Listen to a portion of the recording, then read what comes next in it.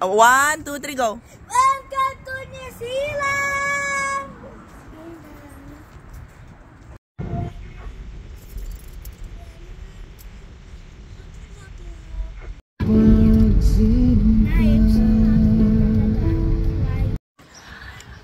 Kia ora, mga kabluming nanay, have life and be healthy. Di pa pumasok si Mister. Hindi pa siya pumasok. So, 1 day pa siyang nagpahinga.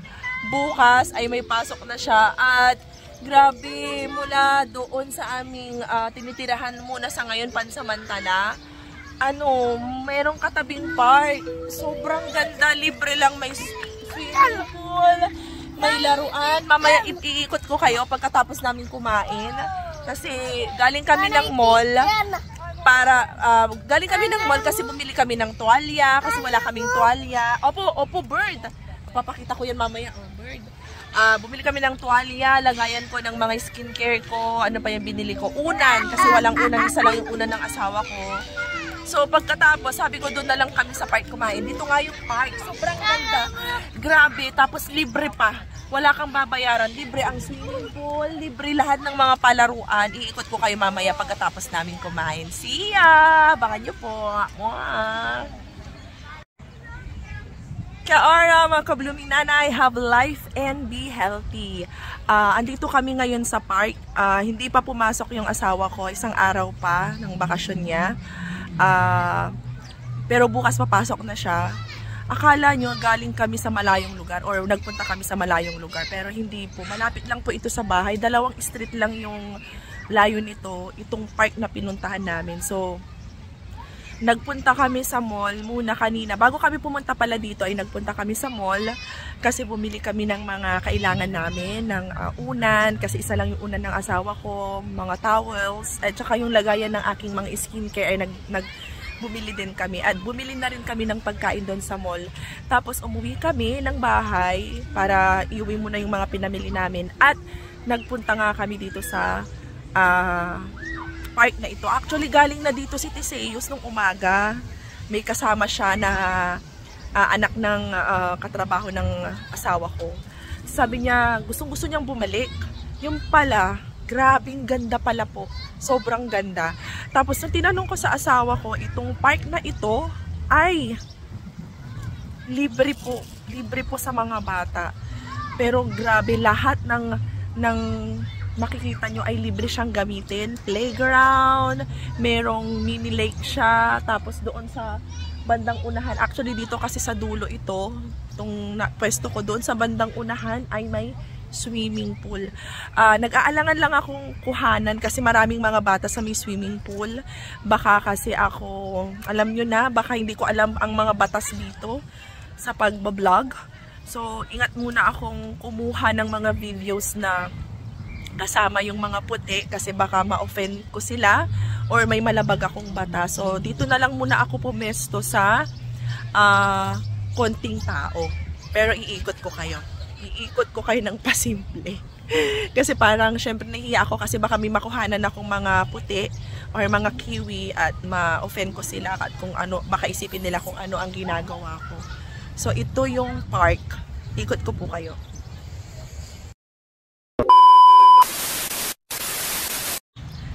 Yes, I'm back. Nandito po tayo sa bandang dulo ng park na ito. Dito na muna ako pumesto kasi walang masyadong mga bata dito na pwede kong makuhanan or possible na makuhanan ko. So dito muna ako pumesto. Itong mga nakikita nyong mga pato ay mga tinatawag nilang wild ducks. Yes, wild ducks. Dito lang sila, walang nag-aalaga sa kanila. Walang amo, kumbaga. Dito lang talaga sila sa park nakatira. So dumadami na lang sila ng dumadami. Kinakain nila yung mga tira na pagkain ng mga tao. Kanina nagpakain si June yung French fries. Pinakain niya sila. So, mga wild ducks to. At dito nyo sila matikikita sa mga park. Sabi ni June, sabi ng asawa ko, mostly sa mga park ay marami talagang mga wild ducks kasi wala naman atang kumakain ng pato dito. Kaya dumadami sila ng dumadami.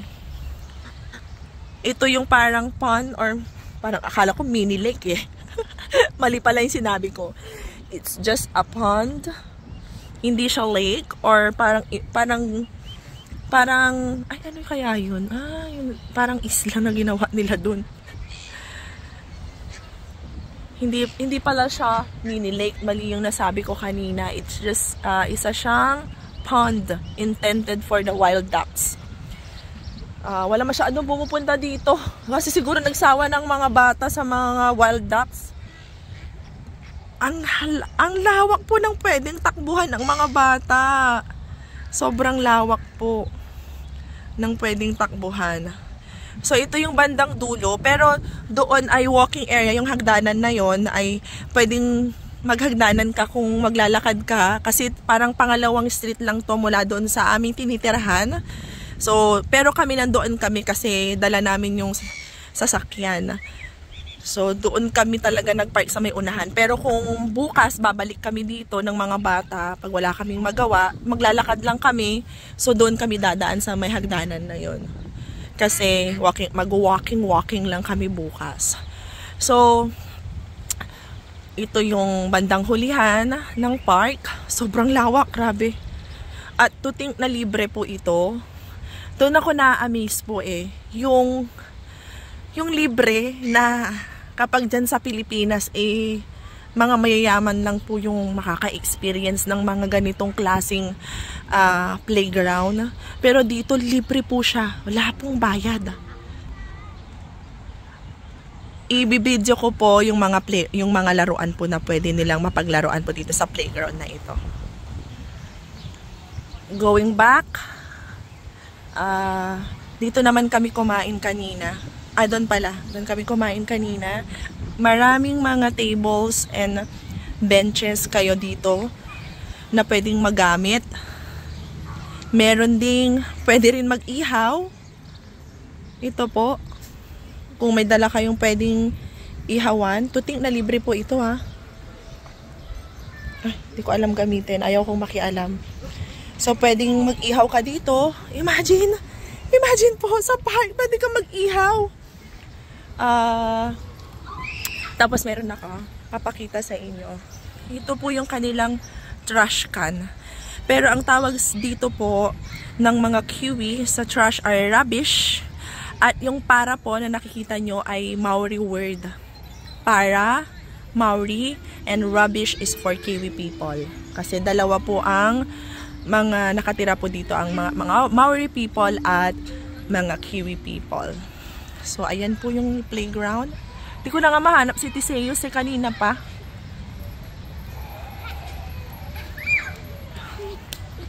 Asan ba sila?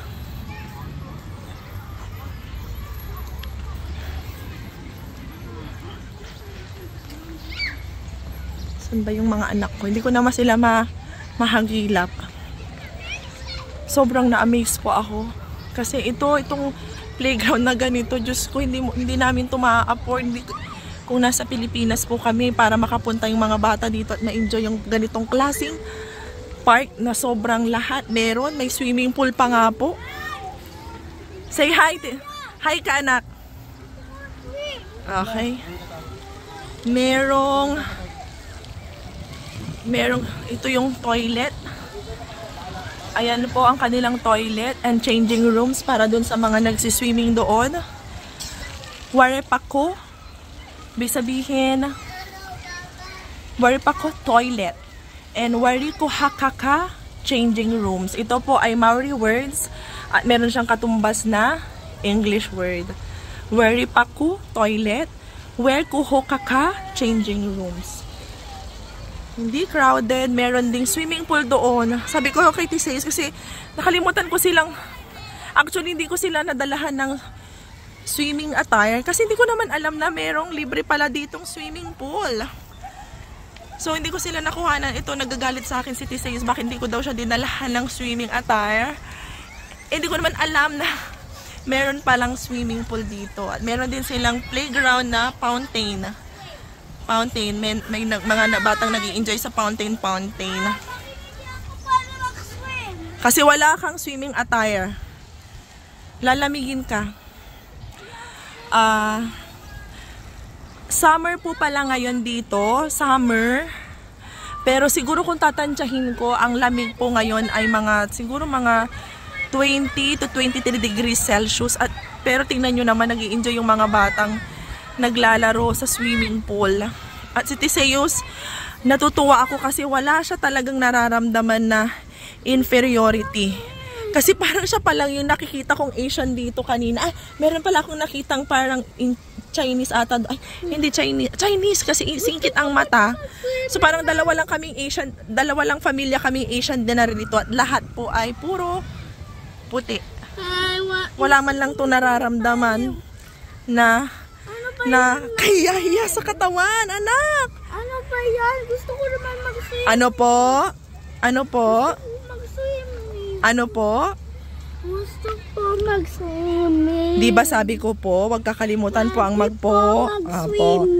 Huwag kakalimutan po ang po dahil tayo po ay Pilipino po. Nag-trampoline kami ni Serious.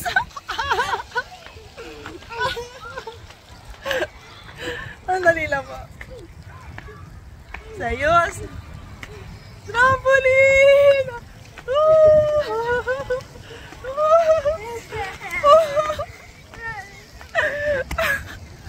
Grabe, nakaka-amaze po. Meron naman po ditong swing. Mag-swing naman po tayo. Swing, sayos. Asa si Tamiris? Hindi ako masaya talaga. Ano po? Hindi ako masaya. Opo. Pasensya na po kayo kung hindi po kayo nakakarinig ng salitang po. Kasi, nung nag-aaral pa lang po si Tiseus ng Tagalog, laging may po yan. Pero ewan ko po, nung marunong na siya halos ng Tagalog, nakalimutan niya na naman po ang magpo. Kaya yun po, binabalik ko po sa kanya yung salitang po. Nagagalit siya kasi hindi siya pwedeng mag-swimming dahil wala siyang swimming attire.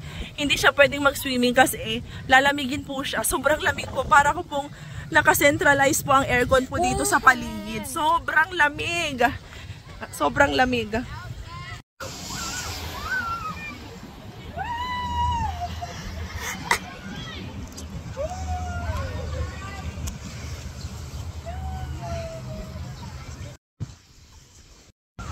Hindi, ma.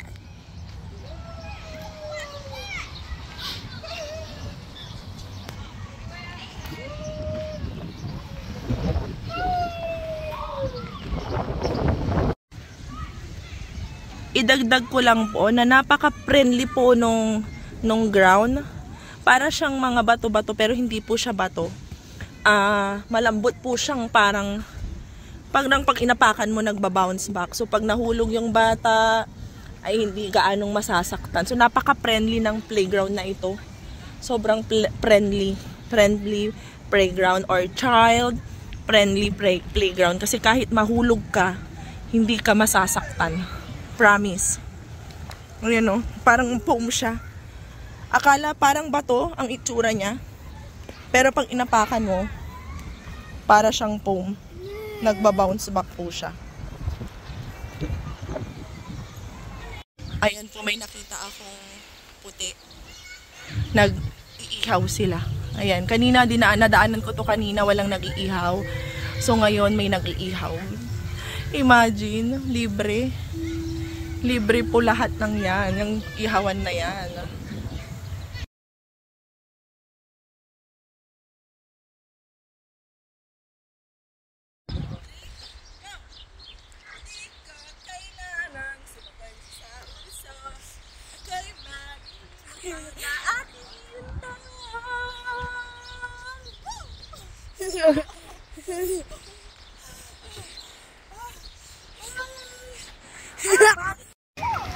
You finished?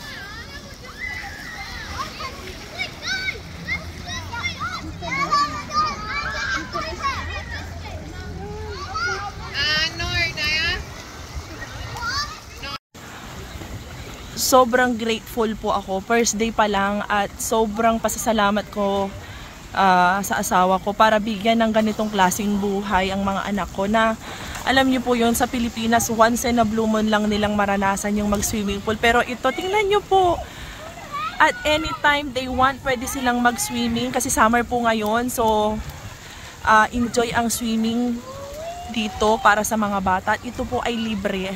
Napaka-child friendly po ng, or child friendly po itong park na ito.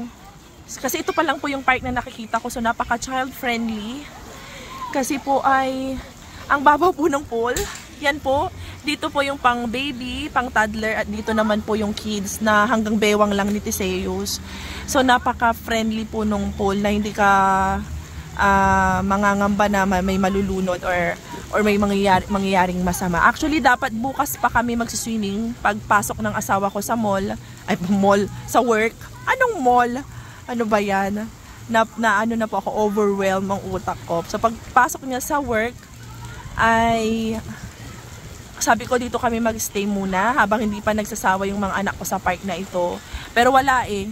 Nanalo na naman si Teseus. Nanalo na naman siya dahil gusto niya daw mag-swimming. So, sige, kahit wala kang dalang swimming attire, ay sige, mag-swimming ka at lamigin ka sa sasakyan mamaya. Pero anyway, malapit lang naman kami dito. Pwedeng lakarin. 5 minutes lang kung lalakarin. Mas matagal pa nga kung may sasakyan kasi iikot pa kami. Pero kung lalakarin, 5 minutes na lakad lang. Nandito na kami. So, malamang bukas nandito na naman kami. Yung mga playground pala na sinasabi ko kanina na malambot na parang nagbabounce. Tinanong ko sa asawa ko, rubber mat pala yun or mat. Rubber mat na ang korte niya ay parang pebbles, pero rubber mat siya. So, kahit mahulog, hindi magagasgasan yung mga bata or hindi masyadong masasaktan kahit mahulog sila doon sa may playground. So, ito yung pinapakita ng New Zealand sa akin. Napaka-child-friendly ng bansang ito. Kasi, imagine, ginagastusan ng gobyerno ang mga ganitong klaseng amenities para sa mga bata. Sobrang ganda po. Promise. Nakaka-amaze po si Lord para iparanas po ito sa mga anak ko. Ayan, naiiyak po ako. Napaka-swerte po ng mga anak ko para iparanas ni Lord ang ganitong klaseng buhay sa kanila. Sobrang worth it po sa kanila. Although namimiss ko ang Pilipinas, pero kung nakikita ko na mai-enjoy ng mga anak ko ang kabataan nila, wala akong hindi kakayanin. Kaya natutuwa po ako, overwhelmed po ako sa mga nangyayari. First day pa lang namin, literal. Kasi kahapon ay kararating lang namin. So first day pa lang namin. Pero ito na, sobrang blessed ang bansang ito sa mga ganitong pasyalan. Napaka-blessed ng mga bata dito kasi nakukuha nila ito for free. For free. Mapapansin niyo po mga kabluminanay, wala si Tamiris dito sa pool kasi di ata niya bet talaga ang swimming, pero andun siya sa may fountain kasama ng tatay. So ito, nagyaya na yung asawa ko kasi may pasok pa siya bukas. So ang oras ay time check tayo, it's 4:50 ng hapon, pero tirik na tirik pa rin ang araw, parang alauna. Ang tirik ng araw ay parang mga alauna ng hapon. Pero dito sa New Zealand ay 4:50 na ng hapon. Pero grabe, tirik na tirik pa rin ang araw. So, yun na muna ngayon ang aking naibabahagi sa inyo. Second day, technically, second day namin dito sa bansang New Zealand. Kagaya po na lagi ko pong sinasabi, kahit ano pong mangyari sa buhay natin bilang isang ina, busy man tayo sa mga kanya-kanyang ginagawa natin. Ngayon ay hindi ako busy. Ako ay stay-at-home mom. Sana pansamantala lang para makatulong din ako sa asawa ko. Pero gaano man tayo ka-busy ay let us maintain our freshness, mga kabluminanay. Love ya from New Zealand. Wow!